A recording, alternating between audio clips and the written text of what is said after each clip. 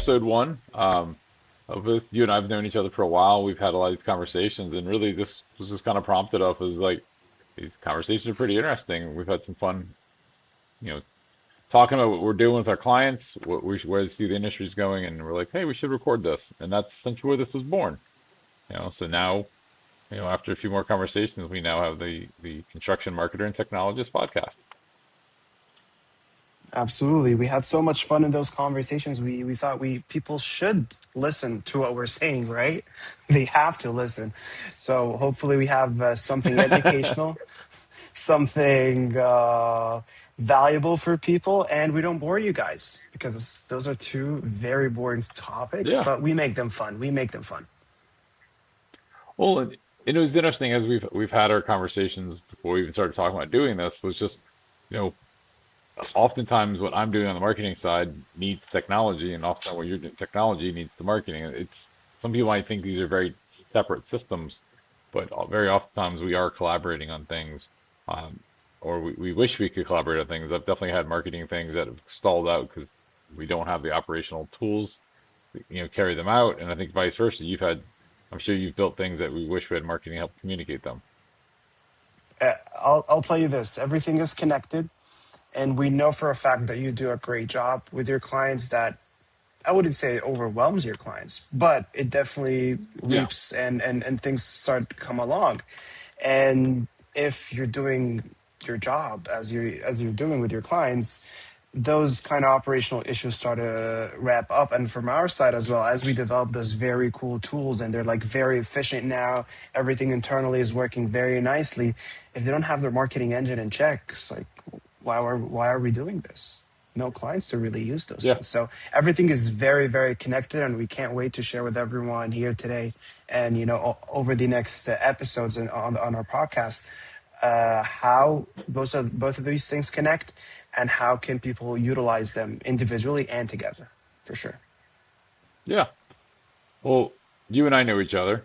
Why don't we introduce ourselves? So why don't you start this time and just kind of tell us a little about Yusuf and Ravi?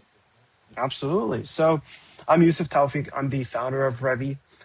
We help businesses automate inefficient business processes through custom software and AI automation. So, we help businesses in construction to start implementing custom softwares and get away from industry specific legacy soft off the shelf solutions that are out there that really pose a threat or pose an issue with with efficiency, redundancy, and just makes everything slower and wastes a lot of time and money and human resources.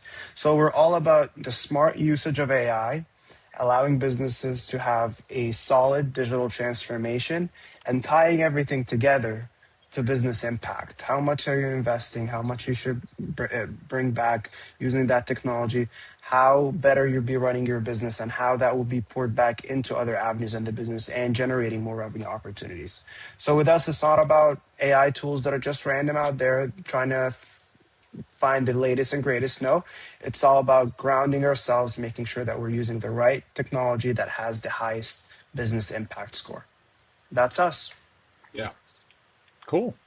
Well, on my end, so I'm Perryn Olson. I'm a president of Alt CMO's fractional CMO division, and we help contractors, small, medium-sized contractors with residential and commercial and even industrial contractors grow.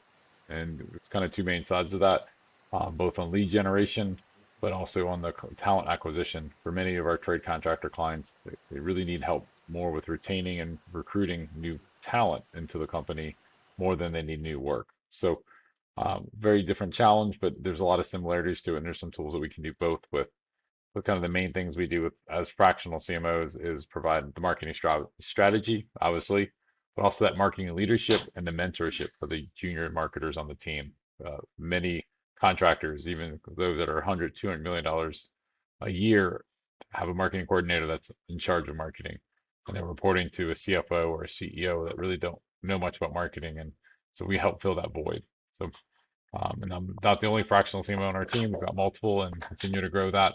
And we also could then provide our clients with kind of an in-house agency so we can do graphic design, web development, and all that. So we're not asking our clients to go and hire an agency to implement the strategies and plans that we have. So kind of us in a nutshell, and we'll kind of give a little teaser of what we're going to be talking about in the near future.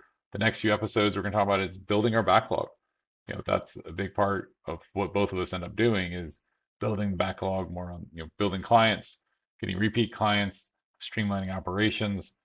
So we're going to, each episode is going to talk about, both the marketing and the technology side. Sometimes Youssef will be kind of the primary speaker and I'll kind of add in, my viewpoints as the marketer, been doing this for, many decades, and then vice versa. So that was kind of how our conversations were happening anyway, very organically before we ever started recording. It was just one kind of talks about what we're seeing in the industry, what our clients are facing, their pains, their struggles, their opportunities, and then kind of like, oh, this is what we're seeing. This is our viewpoint. So kind of we want you guys along for the ride. I'm assuming most people that be listening to this will be, construction owners, executives, people running operations and management. So that you kind of get two viewpoints, and a lot of times you'll see that how interconnected technology and marketing are for this construction industry.